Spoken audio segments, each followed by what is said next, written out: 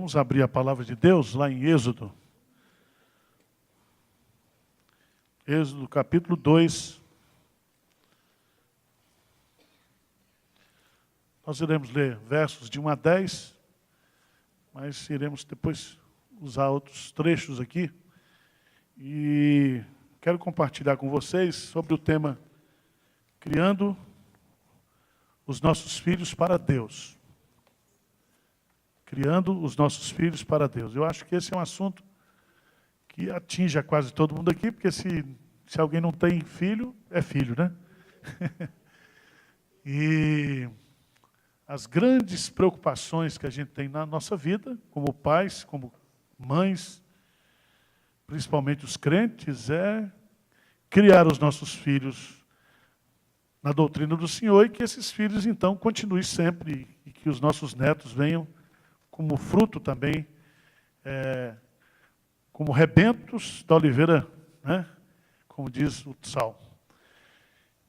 Mas a vida é real, né? Eu gosto sempre de dizer que a vida é ao vivo e a cores. E a vida, ela não acontece assim como a gente quer, né? A gente tem os filhos, a gente até projeta alguma coisa, mas os filhos vivem as experiências deles.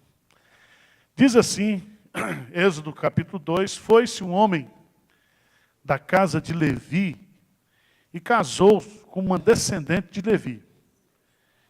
E a mulher concebeu e deu à luz um filho.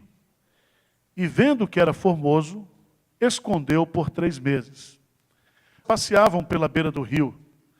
Vendo ela o cesto no carriçal, enviou a sua criada e o tomou. Abrindo-o, viu a criança, e eis que o menino chorava. Teve compaixão dele e disse: este é menino dos hebreus. Então disse sua irmã, a filha de Faraó: queres que eu vá chamar um das hebreias que sirva, te ama e te crie a criança? Respondeu-lhe a filha de Faraó: vai. Saiu, pois, a moça e chamou a mãe do menino. Então lhe disse a filha de Faraó: leva este menino e cria-mo. Pagar-te-ei o teu salário. A mulher tomou o menino e o criou. Sendo o menino já grande, ela o trouxe à filha de Faraó, da qual passou ele a ser filho. Esta lhe chamou Moisés e disse: porque das águas o tirei. Eu quero chamar a sua preciosa atenção para o versículo 9. Diz assim: leva este menino e cria-mo, ou cria esse menino para mim. Quem foi que disse isso? A filha de Faraó. Mas a mulher tomou o menino e quem foi essa mulher? Joquebede. Então, 2 mães aqui, achando que Moisés era propriedade o quê? Delas. Uma colocou no mundo e a outra agora vai financiar a criação. É a primeira vez, né, que uma mãe recebe um salário. Qual é o salário de uma mãe? Quanto é que você paga para uma mãe? 2 salários mínimos, 3 salários mínimos? Então é muito interessante isso. Porque esse texto aqui dá-nos uma perspectiva de que nós pensamos que estamos criando os filhos para nós, mas nós estamos criando os filhos para Deus. Moisés sobreviveu, todo esse plano aqui deu certo por causa da providência o quê? De Deus. A providência de Deus. Então eu queria tirar algumas lições bem práticas aqui para nós, né? Shaila tem 2 filhos, essa aqui tem um, aqui diz que vai casar com meu filho, está tudo certo. Aquela ali tem 2 filhos também, né? Um já está casado. E aí vai, aqui sucessivamente cada um tem os filhos e tem as preocupações, as angústias, etc. A primeira lição que eu aprendo nesse texto aqui, irmãos, é que não existe tempo fácil, nem tempo difícil para ter filho.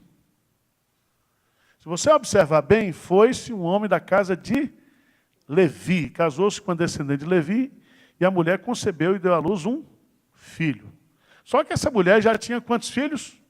2. Tinha Arão e tinha o quê? Miriam. Ela estava numa condição de escravidão, o quê? No Egito. Então, da perspectiva econômica, da perspectiva de futuro, não havia perspectiva. Se você observar bem também, o menino nasce justamente quando havia um decreto do rei do Egito para que todas as crianças que nascessem, hebreias, elas seriam, do sexo masculino, seriam o quê? Mortas. Outra razão para não ter filho. Aí você vai e casa com o filho do Sabatini lá e me arruma 2 filhos. Num tempo difícil. E aí você fica dizendo, mas... E é tão interessante, irmãos, porque essa perspectiva que a gente vê aqui, e no contexto que nós estamos vivendo hoje, de que está muito difícil ter filho, os tempos estão muito complicados, o problema da droga, o problema da promiscuidade, o problema da ideologia de gênero, e a gente começa a colocar um monte de argumentos. E a sociedade tem usado isso, Filho custa caro, filho dá trabalho, dá preocupação. E aí a gente começa a colocar uma série de argumentos na perspectiva de que não é bom ter filho no tempo e na circunstância e na dificuldade que a gente está vivendo. Se a gente for por esse caminho, nós não estamos entendendo o conceito bíblico de filho, porque lá no Salmo 127 diz que herança do Senhor são os filhos, Heranças são presentes que Deus nos dá para que nós possamos desfrutar desses filhos. E esses filhos são como flechas. Essas flechas, elas precisam ser... A flecha não nasce pronta, ela precisa ser trabalhada, precisa ser afiada, e depois ela precisa ser o quê? Lançada, direcionada e lançada. E é esse todo o trabalho nosso. Deus nos dá os filhos, e os filhos não vêm prontos. Vêm como uns diabinhos que a gente tem que transformar em anjinhos. Não é assim? O coração da criança já é inclinado para fazer o mal. Na nossa disciplina, ao impor limites, porque os nossos filhos foram concebidos como nós, em pecado, têm a natureza pecaminosa. E eles, então, precisam ser trabalhados e criados na disciplina e na demonstração do Senhor. É o que diz a Bíblia. E isso dá um trabalho danado. Os tempos são difíceis, os tempos são complicados, os filhos dão trabalho, dão despesa, dão preocupação, e tudo isso não fez com que Joquebede concebesse a Moisés. Eu fico imaginando se ela tivesse abortado Moisés,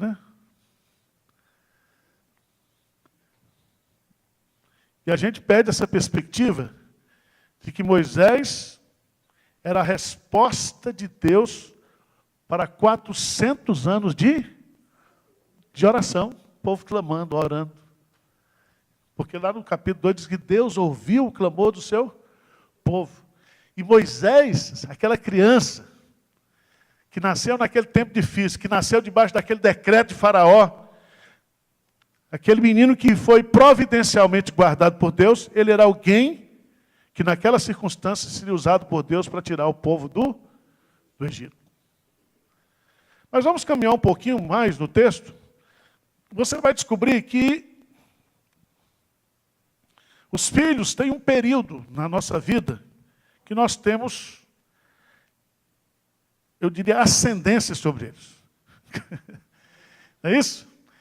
Então, enquanto esse menino teve, observe direitinho que a mãe verdadeira vai criar esse menino, e diz, não podendo mais escondê-lo, ela criou essa arapuca junto com a Miriam, que era adolescente, e sempre atrás de coisa errada tem um adolescente observando, montou aquele plano, foi lá e deu certo.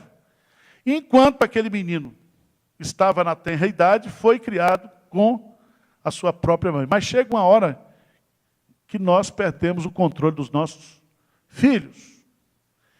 E esse menino, então, é devolvido lá para a sua mãe de criação.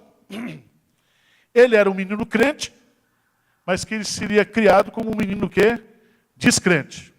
Ele era um hebreu, mas ele foi criado como o quê? Um egípcio, com toda a cultura egípcia. Mas a base interna dele de familiar foi espiritual. E aqui nós temos uma lição também muito importante, né? Primeiro, não há tempos difíceis para se ter filho. Segunda lição é que nós criamos filhos crentes para viver num mundo o quê? De descrente. E aí, os nossos filhos, que são muitas vezes criados na igreja, são ensinados, recebem os princípios, os valores, eles quando vão para esse mundo cão, eles vão contemplar aquilo que eles nunca muitas vezes viram dentro de casa. Eu diria assim, eles são inocentes demais para viver num mundo que corrupto como vive. E o que vai segurar os nossos filhos, né, crentes, a viver num mundo descrente, é justamente essa fé que ele aprendeu o quê? Dentro de casa. Porque a fé se aprende o quê? Dentro de casa. Mas aí vem uma coisa que muitos pais têm sofrido. Diz, pastor, eu criei os meus filhos na igreja, mas hoje eles estão todos o quê? Fora da igreja. Desviado. Desviado. Você imagine, veja aí no capítulo 2, veja diante. Naqueles dias, versículo 11, sendo Moisés já homem, saiu a seus irmãos e viu os seus labores o quê? Penosos. Então, Moisés, lá dentro ele era o quê? Crente. Mas por fora ele era o quê? Descrente. Mas como o crente gosta de crente, aí ele foi buscar quem? Os crentes. Chegou lá, ele encontra o quê? Um descrente batendo no crente. Aí ele vai tomar as dores, o que ele faz? Ele mata um descrente. Você imagina você ter um filho, né? Criou na igreja, você está em casa, um dia você recebe a notícia, olha, seu filho agora entrou numa briga de rua e matou alguém. Matou alguém. Não parece que está tudo errado? E aí você diz, se você fosse pai, mãe, nessas horas, diz, Senhor, onde foi que eu errei? Esse menino aprendeu a matar, aonde que ele aprendeu a matar? E aí a gente começa, por que Deus permite uma situação dessa? E aí a gente começa o quê? Com várias loucuras. Eu já vi pai chorar. Eu já vi pai ficar se culpando, porque diz, Senhor, eu fiz tudo certo. Eu fiz tudo certo. E o menino agora está perdido, o menino está envolvido com isso, envolvido com aquilo, se afastou da igreja, não houve pai, não houve mãe, não houve pastor, não houve tio. E aí, às vezes, você fica meio desesperado. E aí você fica dizendo, será que filho é bênção mesmo? Será que filho é herança do Senhor? Tê-los ou não tê-los? Eis a questão. E agora, Moisés já está grande. E Moisés o quê? E Joquebede não tem mais controle sobre ele, nem a filha Hatseput, que era a filha, a mãe postiça lá, desse homem. E esse homem, então, se você observar bem, ele vai ser perseguido pelo próprio faraó, né? E veja lá no versículo 15, do capítulo 2, Êxodo 2,15, o que diz? Informado desse caso, procurou o faraó o quê? Matar a... Porém, Moisés fugiu da presença de Faraó e se deteve na terra de Midian e assentou-se junto ao quê? A um poço. Então, além de assassino, ele é um foragido da justiça. Filho de crente, minha irmã. Criado aos pés do Senhor, com oração, com tudo. Esse menino agora está foragido da justiça, por ter havido uma... E ele, veja bem, a intenção de Faraó era matá-lo mesmo. Talvez até por razões que a gente desconheça, né? Mas havia lá, pelo fato de ele não ser um filho legítimo, né? Um filho legítimo. Havia o ódio do verdadeiro Faraó. E lá adiante a gente vai entender isso. Porque o filho de Faraó, por que houve a última praga do Egito? Do primogênito. E o primogênito de Faraó seria justamente aquele que daria continuidade ao quê? Ao trono de Faraó. E o filho de Faraó era tido como um Deus. Como um Deus. Quem visitou lá o Museu do Egito e quem foi lá naquelas pirâmides, você observava que eles eram tratados e se autodenominavam deuses mesmo. Os deuses magrinhos, baixinhos, feinhos, mas eram. As cadeirinhas tudo pequenas, aquele negócio, tudo de ouro. Né? Mas o que eu quero chamar a sua atenção aqui é que mesmo os nossos filhos, sendo de Deus, sendo herança de Deus, mesmo os nossos filhos recebendo uma criação certa, correta, eles podem enfrentar na vida situações indesejáveis e situações que vão trazer muita tristeza para a gente. Está certo? E isso não quer dizer que você errou, porque os nossos filhos, eles vão viver, ou eles irão viver a experiência deles, o quê? Com Deus. Às vezes a gente quer que os filhos vivam a nossa experiência. E não é assim. Não é assim. E a gente sofre, a gente se desespera. A cabeça do sujeito parece que é a cabeça do jumento. Você fala, você briga. Mas não tem jeito. Não tem jeito. Não tem jeito. Agora, pelo fato disso ter acontecido aqui, você acha que Deus estava errado? Ou Deus não estava no controle? Estava no controle. Esse homem vai fugir e vai para a terra de Midian, encontra um sacerdote lá e defende a filha, e a filha chamada Zípora lhe dá em casamento. Eu fico imaginando Arão e Joquebede, sem celular, sem telefone, é isso? Sem nada. Qual era a pergunta do pai e da mãe? Onde está Moisés nessa situação? Onde está Moisés? Onde está meu filho? E não existe registro que depois houve um reencontro entre eles. Quem foi reencontrar Moisés foi Arão.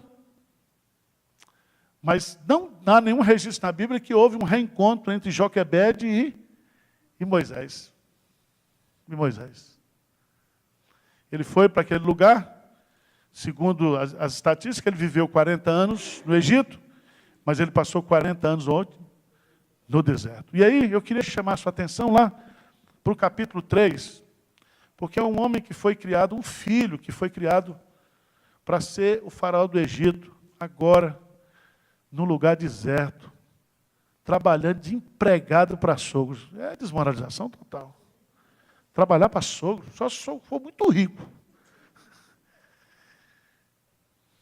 Eu não sei se essa Zípora era bonita ou era feia, mas Moisés, naquele Black Friday lá, tinha que pegar qualquer coisa. Pegou, casou, teve 2 filhos, né? Ficou ali trabalhando para o sogro. Irmãos, veja, e apacentava Moisés o rebanho de Jetro, seu sogro. Nem rebanho ele o quê? Tinha, porque Jacó foi lá e ganhou a vida. Mas Moisés aqui está na lama, está no pó.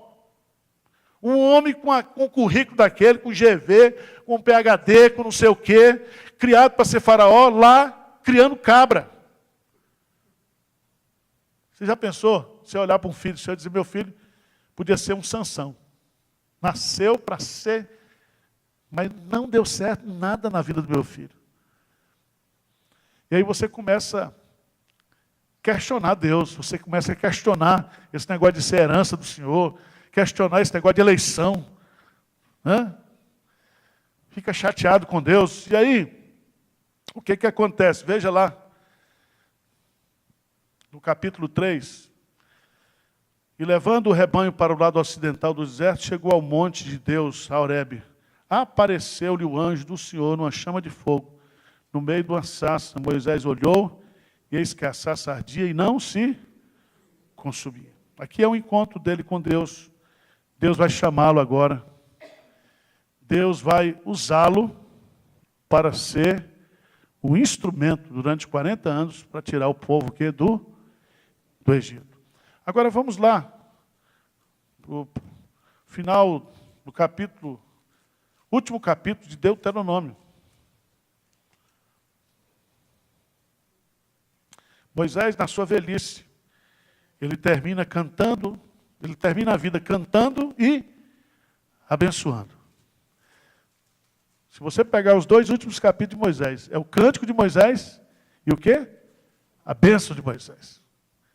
40 anos depois, ou 80 anos depois, não se fala mais em Joquebede, em Arrão. Ele está morrendo, está passando o bastão.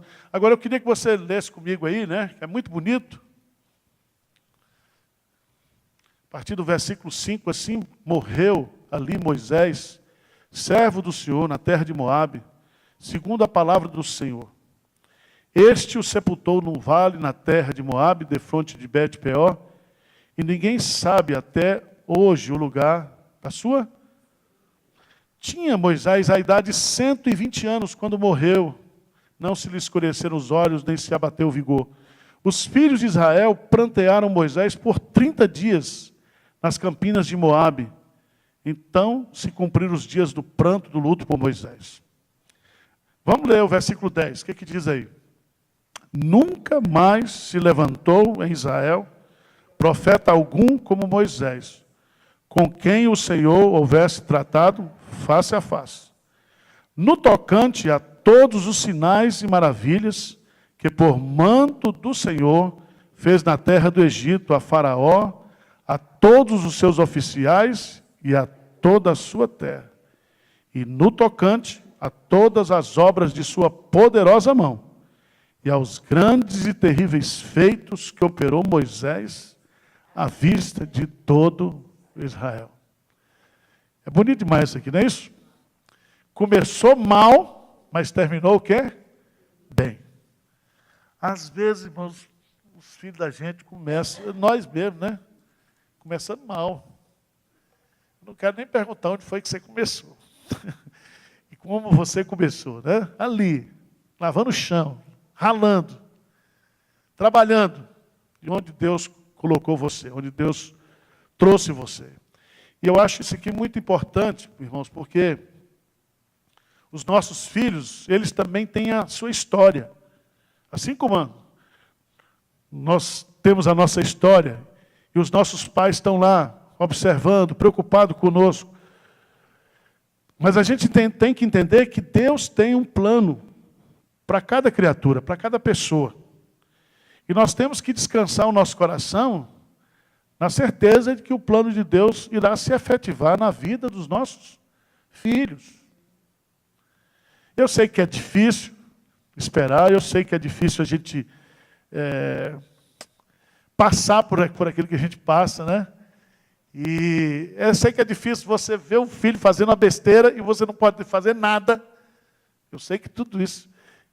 Eu sei que é difícil a gente ver o filho fazendo tudo aquilo que ele não aprendeu de você, nem viu dentro de sua casa, e ele está fazendo as coisas que não fomos nós que passamos o legado para ele. Mas o que você tem que entender é que o projeto, Mulher Esperança, que nasceu do projeto Mães da Aliança, que as misericórdias do Senhor, elas vão até o quê? 1000 gerações para aqueles que o amam e obedecem a sua palavra. Então nós temos que obedecer e nós temos que entender que os nossos filhos são crentes vivendo no mundo o quê? Descrente. Que eles nasceram no tempo certo, no tempo de Deus. Não tem tempo difícil para filho nascer.